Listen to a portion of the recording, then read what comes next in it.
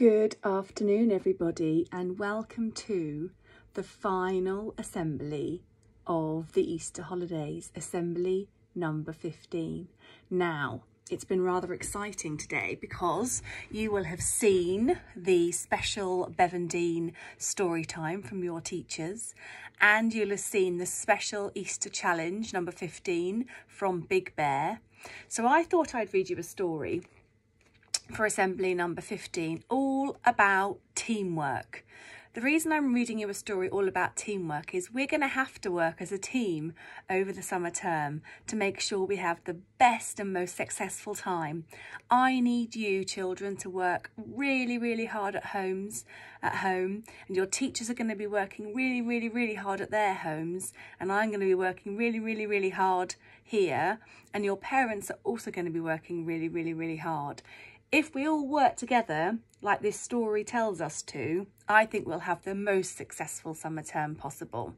Okay, so I hope you enjoy this story called The Gigantic Turnip. Long ago, an old man and an old woman lived together in a crooked old cottage with a large overgrown garden. There is the cottage. And there is the couple. The old man and the old woman kept 6 yellow canaries, 5 white geese, 4 speckled hens, 3 black cats, 2 pot-bellied pigs, and 1 big brown cow. There we are. There's all of the animals. On a fine March morning, the old woman sat up in bed, sniffed the sweet spring air and said, "It's time for us to sow the vegetables." So the old man and the old woman went into the garden. They sowed peas and carrots and potatoes and beans. Last of all, they sowed turnips. There they are, sowing all of the seeds. That night, rain fell pitter-patter on the garden of the crooked old cottage. The old man and the old woman smiled as they slept.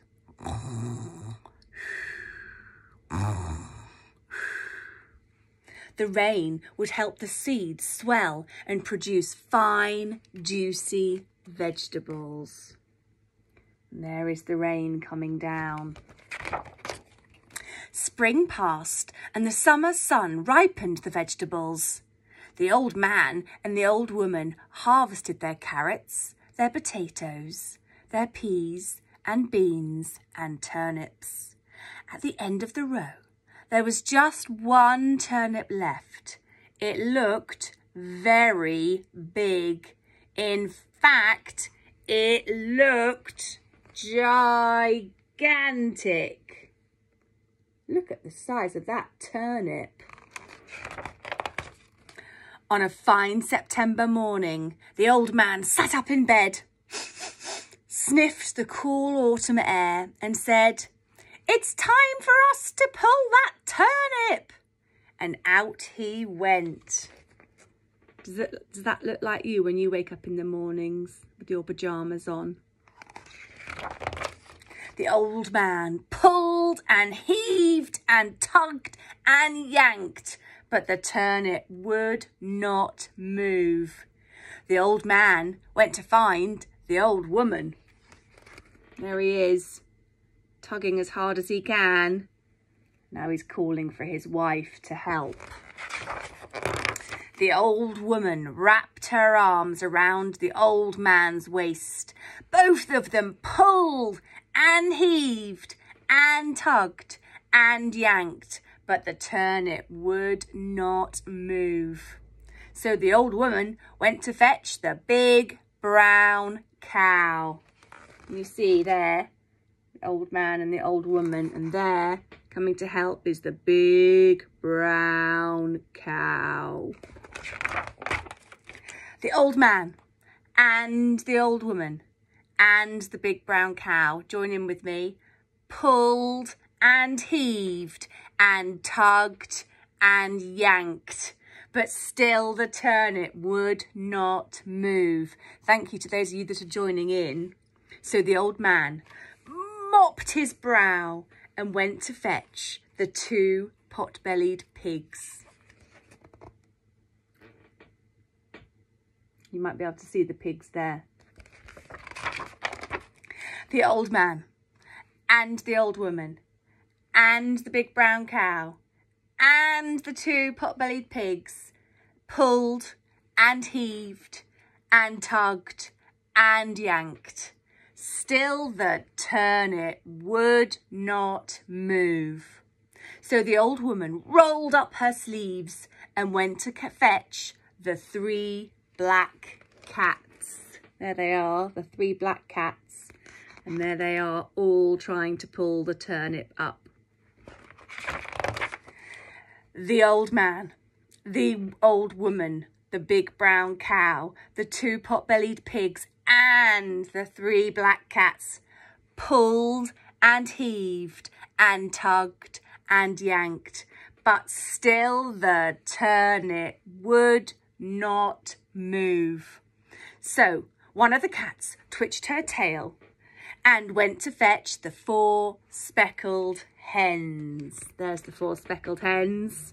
And there is everybody pulling at the giant turnip. The old man, the old woman, the big brown cow, the 2 pot-bellied pigs, the 3 black cats and the 4 speckled hens pulled and heaved and tugged and yanked, and still the turnip would not move. So one of the hens shook her feathers and went to fetch the 5 white geese. And there is the whole family all pulling together to try and pull the giant turnip. The old man, the old woman, the big brown cow, the 2 pot-bellied pigs, the 3 black cats, the 4 speckled hens and the 5 white geese pulled and heaved and tugged and yanked, and still the turnip would not move. So one of the geese craned her neck and went to fetch the 6 yellow canaries. Look at this line of people all working together for one common aim. They all want to pull the turnip out. So the old man, the old woman, the big brown cow, the 2 pot-bellied pigs, the 3 black cats, the 4 speckled hen, the 5 white geese and the 6 yellow canaries pulled and heaved and tugged and yanked. Still the turnip would not move.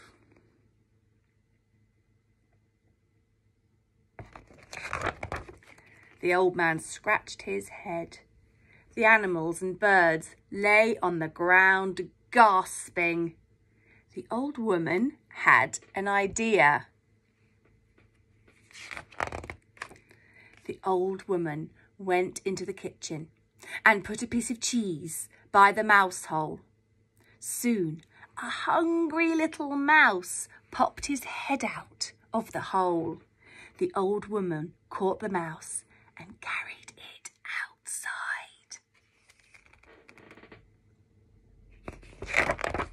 The old man and the old woman, the big brown cow, the 2 pot-bellied pigs, the 3 black cats, the 4 speckled hens, the 5 white geese, the 6 yellow canaries, and the hungry little mouse pulled and heaved and tugged and yanked.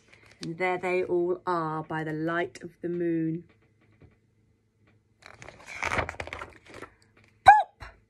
The gigantic turnip came flying out of the ground and everyone fell over. The canaries fell on the mouse. The geese fell on the canaries. The hens fell on the geese. The cats fell on the hens. The pigs fell on the cats. The cow fell on the pigs. The old woman fell on the cow. And the old man fell on the old woman.